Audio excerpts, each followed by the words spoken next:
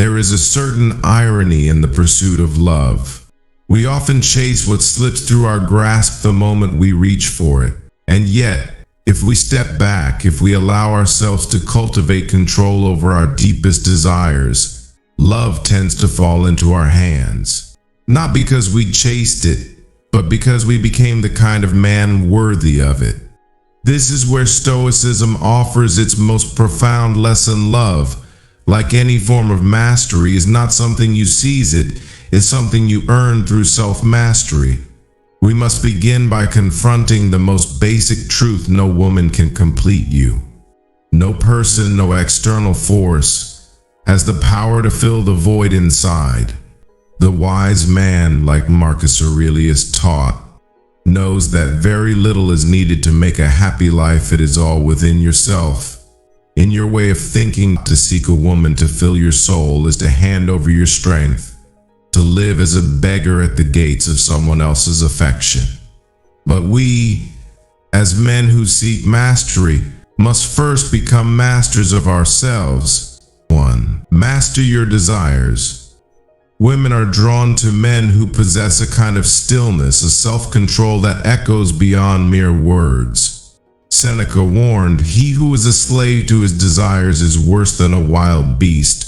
If you wish to capture her heart, you must first cage the wild animal within. Desires for validation, lust, attention, they only weaken you, chaining you to external forces. A man who cannot master himself will be tossed and turned by every passing whim, like a leaf in the wind. We must learn to stand rooted. We must become the oak, not the leaf. When you are in control of your own desires, when you are indifferent to the superficial, you radiate a power that women cannot resist.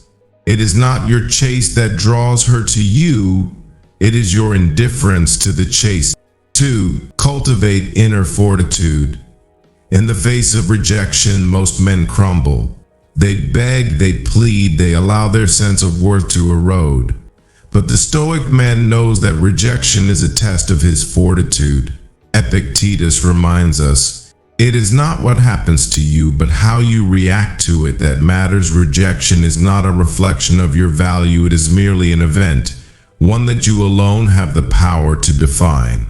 When you are rejected and yet remain unmoved, you demonstrate strength that is far more attractive than any words you could ever speak. We must remember that women do not fall for the man who begs to be seen, they fall for the man who knows his worth, whether he is seen or not. When you remain silent in the face of rejection, when you walk away with your head held high, you communicate a message far louder than any declaration of love. You do not need her validation. 3. Maintain emotional equilibrium. The Stoics taught us to remain unmoved by both fortune and failure, by love or hate, and in this lies the key to attraction. Seneca once said, "A wise man is content with his lot, whatever it may be, without wishing for what he has not." Women are drawn to men who are emotionally grounded, men who do not let their passions rule their actions. If you can maintain this emotional equilibrium, if you do not overreact to her approval or disapproval, you become a rare force in her life, someone whose value is not swayed by external conditions.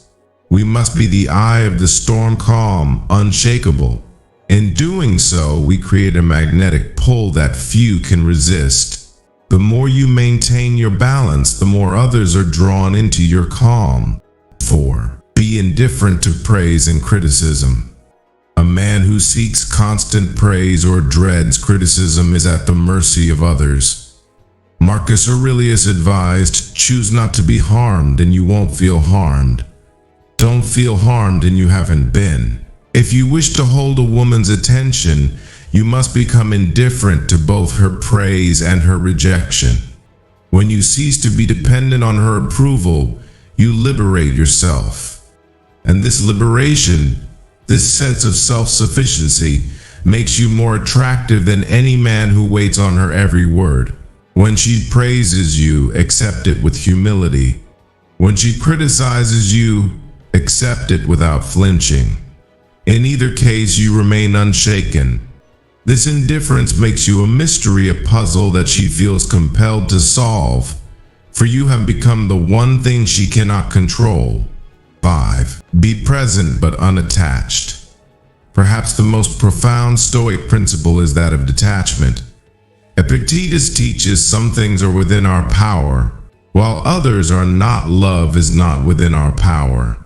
Her feelings are not within our power, but our actions, our character, our presence that is ours to shape. You must be present in her life, but not attached to the outcome.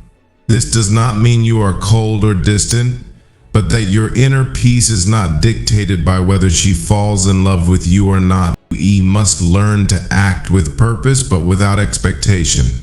When you show her that you can be fully engaged without clinging to a specific outcome, you display a kind of strength that sets you apart. It is this detachment, this freedom from need that ultimately makes you irresistible. 6. Become the embodiment of purpose. Women are not drawn to men who exist merely to please them. They are drawn to men who live for something greater than themselves. Marcus Aurelius lived by the creed, waste no more time arguing what a good man should be.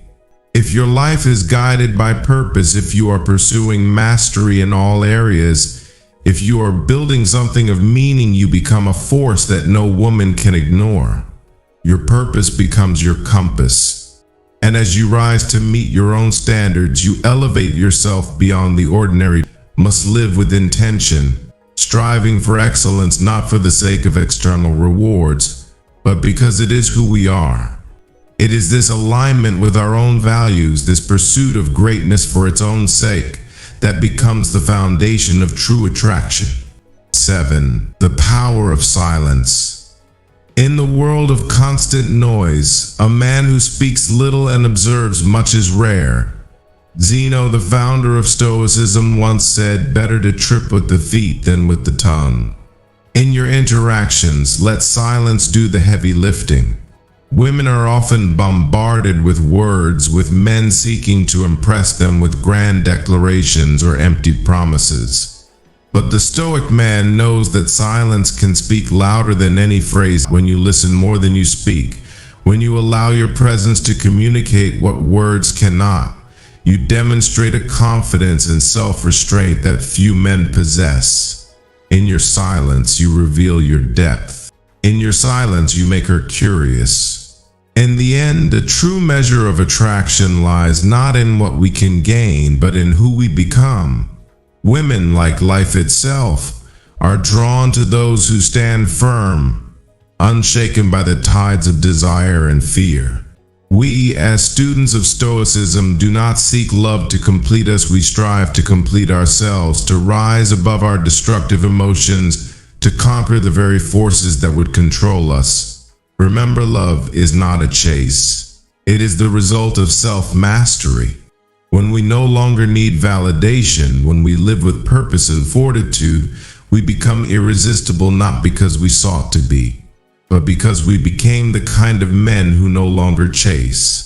We are the storm's eye, the calm amidst chaos, the embodiment of strength.